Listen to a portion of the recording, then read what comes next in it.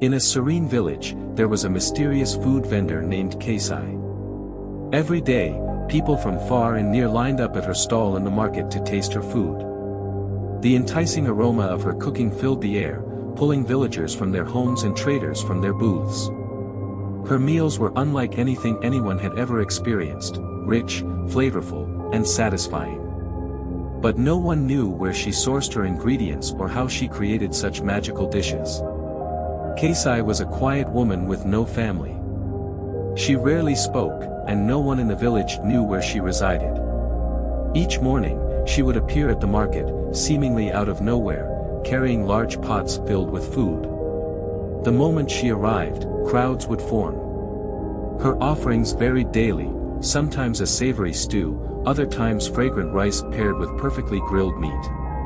Every meal she made was unforgettable, and no matter how many people arrived, there was always enough food. She was always the first to set up her stall, even before dawn, and the last to leave when the night sky took over. People often wondered how someone who sold so much food could keep her business thriving day after day. Some believed she had a hidden source of wealth, while others thought she had magical abilities. But Kasai never revealed her secrets. One day, a group of women in the market began to grow envious of Kasai's success. They had been selling food for years, but they struggled to sell even a fraction of what Kasai managed. These women, led by Nia, began to whisper among themselves. How does she feed so many people with just those few pots? Nia asked. It's not natural. Something's off about her. I've heard she doesn't even live in the village, one woman added. No one's ever seen her outside the market, another murmured. Do you think she's using magic to make people love her food? Maybe she's not even human. The jealousy grew day by day. Some of the women tried to replicate Kasai's dishes, hoping to lure away her customers, but they failed. No matter what they did, they could never match the flavor of her food. Frustrated, they began to spread rumors. Be careful with her food, Nia warned some of the villagers. Who knows where she gets her ingredients? What if she's using something dark to make her meals so irresistible? Despite the rumors, many villagers ignored the gossip and continued to line up at Kasai's stall. Her food was simply too good, and she had become essential to the village. Even the village chief sent his servants early to buy her meals, as no feast was complete without Kasai's dishes. Nia came home one evening, her face twisted with frustration. The market had been dreadful for her that day, while Kasai's stall was filled with customers. Nia hadn't sold a single portion of her stew. She angrily threw down her empty baskets and stormed into the kitchen, determined to cook something that would impress her family. But just as she was about to start, she called out to her husband, who was resting on the porch after a long day. Jomo, what do you want to eat tonight? She asked, trying to keep her voice calm despite her mood. To her surprise, he waved his hand dismissively and said, I'm not hungry, Nia. I already ate. I ordered food from Kasai's stall earlier, and now I'm full. I don't need anything else tonight. Nia froze, her heart racing. Her husband had eaten from Kasai's stall, the same Kasai she had been fuming about all day. She clenched her fists to control her anger. So, you ate Kasai's food? She asked, her voice shaking. Jomo, completely unaware of his wife's fury, nodded. Yes, it was delicious. You should try it next time. You wouldn't believe how tender the meat was. I haven't tasted anything like it in a long time. Nia's eyes flashed with rage. First, it had been her children. They had come home from school complaining that her food didn't taste as good as Kasai's. They wanted to buy from Kasai every day. And now her husband. Was everyone in her household going to betray her for that woman? She stormed out of the kitchen and into her bedroom, her mind spinning with thoughts of Kasai. Nia didn't sleep well that night, tossing and turning as anger boiled inside her. By the time the sun rose the next morning, she had made up her mind. Something had to be done. At the market, Nia was the first to arrive, as usual. She set up her stall and waited, but her eyes kept darting to where Keisai usually set up. She didn't have to wait long before Keisai appeared, carrying her large pots of food like always, moving with the same calmness that only served to make Nia angrier. As soon as Keisai finished setting up, a line began to form. Nia watched with fury as her husband walked over to Keisai's stall once again. He greeted her with a smile and waited his turn. Nia's blood boiled. She marched over to Keisai, pushing through the crowd. "Keisai!" Nia shouted. The market went silent as everyone turned to see what was happening. Keisai looked up from her stall. "Yes, Nia," she replied calmly. Nia walked closer. "You need to stop selling food to my family. My husband and my children, they should not be buying from you." Keisai remained composed. "I didn't make them buy from me. They came because they were hungry. I sell food to anyone who wants it." Nia's anger intensified. "You're making my family love your food more than mine. They keep talking about how great your food is. It's not fair." Keisai spoke softly, "Nia, I never said anything bad about your cooking. I am simply doing my job. People come to my stall because they enjoy my food. But I didn't take anyone away from you." The crowd started to murmur, watching as Nia's frustration grew. "You think you're better than the rest of us? You think you can come to this market and steal all our customers? I wake up early and work hard, just like everyone else. People buy my food because they like it. What else do you want from me? I want you to stop selling to my family." Nia screamed. "You've made them stop eating my food. They think yours is better. I won't stand for it. I can't stop them from coming to my stall. You can't force people to eat what they don't want." Nia, boiling with rage, didn't know how to respond. She turned around and stormed off, her heart heavy with frustration. The market buzzed with whispers as everyone watched her walk away. That night, after the market had closed and the villagers had returned home, Nia stayed behind. Filled with anger, she refused to go home. Instead, she hid in the bushes near Keisai's stall, determined to see what Keisai did after hours. Nia waited quietly, her heart pounding. Just as she thought about leaving, she saw Keisai walking down a narrow path, carrying a basket. Nia crept from the bushes, careful not to make a sound, and followed Keisai at a distance. Keisai moved slowly, her footsteps soft on the dirt road. As they left the market behind, Nia's curiosity grew. What is Keisai doing when she leaves the market? What's her secret?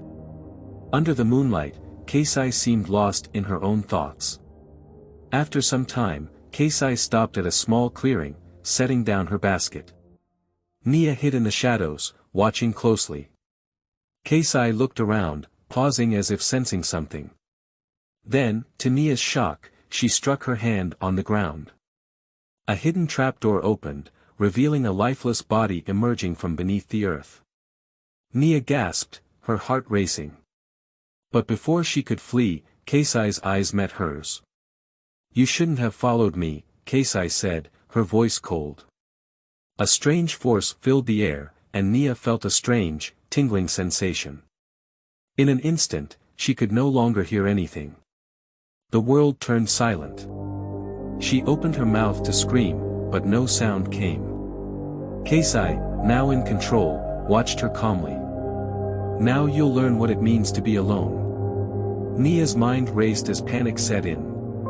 She tried to run, but Keisai's gaze held her in place, paralyzing her. Nia couldn't escape, and the dark magic weighed heavily on her soul. She had stumbled upon a truth far darker than she could have imagined. The next morning, Ngoi raced back to the village, heart pounding as she relived the horrors of the previous night. Gathering a group of youths, she told them everything she had seen. Some looked horrified, while others regarded her with doubt. One youth, his brow furrowed in disbelief, asked, "Are you sure, Ngoi? This sounds unbelievable." But Ngoi, her voice steady and firm, replied, "I know what I saw. Ada is cooking with dead bodies. We need to stop her before more lives are lost. The youths, torn between belief and skepticism, decided to inform the village elders. They agreed to call the police, and together, they made their way to Ada's house.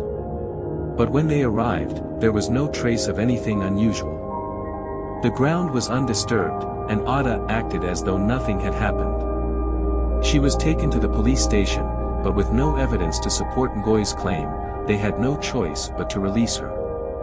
Ada returned to the village, and soon the tide began to turn. Whispers spread that Ngoi was simply jealous of Ada's success and had fabricated the story to ruin her reputation. As Ada's customers continued to flock to her stall, the villagers began to shun Ngoi, treating her as though she were the troublemaker. Fearful of confrontation, Ngoi avoided the market. But even as the village turned against her, she couldn't let it go. The memory of Mama Uche's death haunted her, and she knew she had to find a way to expose Ada. "I'll wait for the right moment," she vowed to herself. "The truth will come out, and when it does, she'll pay for what she's done." The next day, with the sun barely peeking over the horizon, Ngoi ventured into the market. She had stayed away for days, avoiding the stares and whispers of the villagers. Today, however, she was determined to face Ada. As she walked through the market, she felt the cold glares of the people. Some women whispered behind their hands, their eyes darting toward her, but Ngoi held her head high. She wouldn't let their gossip break her. When she reached her usual spot, she began setting up her stall, arranging the vegetables from her garden. But as she worked, a shadow fell over her. She looked up, and her heart skipped a beat. Ada stood before her, arms crossed, her expression cold and threatening. "You should have listened to them," Ada said, her voice low and menacing. "You should have kept your mouth shut, Ngoi." Ngoi stood tall, refusing to let fear show. "I won't be silenced, Ada. Your time is running out." Ada's lips curled into a mocking smile. "You think you can bring me down? What happened to Mama Uche was just the beginning. If you don't stop interfering, you'll end up just like her." A chill ran down Ngoi's spine, but she refused to let Ada see her fear. "You fooled everyone else, but I know the truth. The day will come when it all comes out, and when it does, you'll pay." Ada stepped closer, her voice dropping to a whisper. "I'm watching you, Ngoi. Every move you make. If you keep this up, you'll regret it. You'll be dead like Mama Uche, no one will care." Ngoi's heart raced, but she clenched her fists, her resolve stronger than ever. "You can threaten me all you want, but you can't hide forever. Your time is nearly up." For a moment, Ada's eyes darkened with dangerous power, but Ngoi didn't flinch. With a final sneer, Ada turned and walked away, leaving a lingering chill in the air. Ngoi stood still, her heart pounding in her chest. She knew Ada's warning wasn't idle. Ada was dangerous, and she wasn't afraid to use dark magic. But Ngoi wouldn't back down. "Not now. Your end is coming, Ada," Ngoi whispered to herself, a fierce determination burning in her eyes. The rest of the day passed slowly, and as the sun dipped below the horizon, Ngoi packed up her stall. Ada's words echoed in her mind, but she wouldn't let them break her spirit. She had already spoken to the native doctor, and there was still hope. She just had to be patient. The right moment would come. That night, as Ngoi lay in bed, her mind raced with thoughts of how to bring Ada to justice. She knew it wouldn't be easy. Ada was powerful, and she had already seen how far she would go to keep her secrets hidden. But Ngoi couldn't let fear stop her. She had to keep fighting. The next day, as she left the market, Ngoi overheard two women talking near Ada's stall. "Did you hear?" one woman whispered. "Ngoi thinks she can stop Ada. She's telling everyone Ada uses magic."